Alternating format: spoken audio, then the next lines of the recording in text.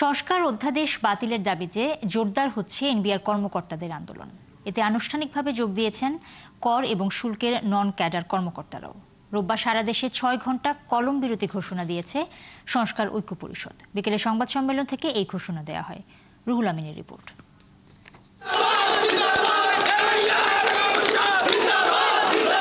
দক্ষতা ও অভিজ্ঞতার মূল্যায়ন হয়নি এমন অভিযোগে সংস্কার অধ্যাদেশ বাতিলের দাবিতে 2 সপ্তাহ ধরে আন্দোলন করছেন এনবিআর কর্মকর্তারা। টানা 3 কর্মদিবস কলম বিরতি পালন শেষে শনিবার বিকেলে আগারগাঁওয়ে রাজস্ব ভবনে জড়ো হন শত শত কর্মকর্তা। সংবাদ সম্মেলনে আন্দোলনে আনুষ্ঠানিকভাবে যোগ দেওয়ার ঘোষণা দেন নন ক্যাডার কর্মকর্তারা। আমরা একটা কথা স্পষ্টভাবে জানিয়ে দিতে চাই, আমরা সংস্কারের পক্ষে, আমরা সংস্কার চাই। রাজস্ব নীতি ও রাজস্ব ব্যবস্থাপনা পৃথক হোক, এ বিষয়েও আমরা একমত। এ বিষয়ে আমাদের কোনো বিরোধ নেই। কর্মকর্তারা অভিযোগ করেন, আন্দোলন বানচালে মব তৈরি করে দায় চাপানোর চেষ্টা করা হচ্ছে। আমাদের এই আন্দোলন বরাবরই একটি নিয়মতান্ত্রিক আন্দোলন।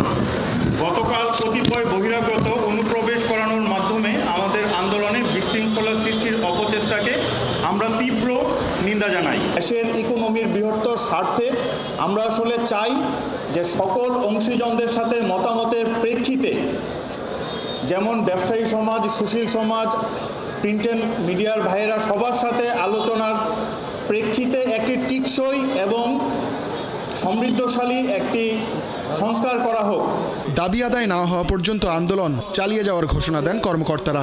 আমরা আশা করছি মাননীয় প্রধান উপদেষ্টা সানুগ্রহ নির্দেশনায় সরকার আমাদের সাথে আলোচনার জন্য বসবেন এবং কোনো মিডিয়া মারফত আমরা আলোচনার খবর পাব।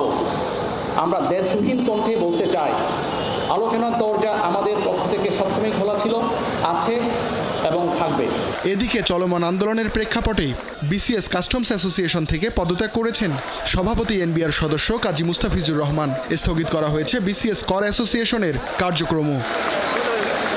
রুহুল আমিন, ৭১, ঢাকা।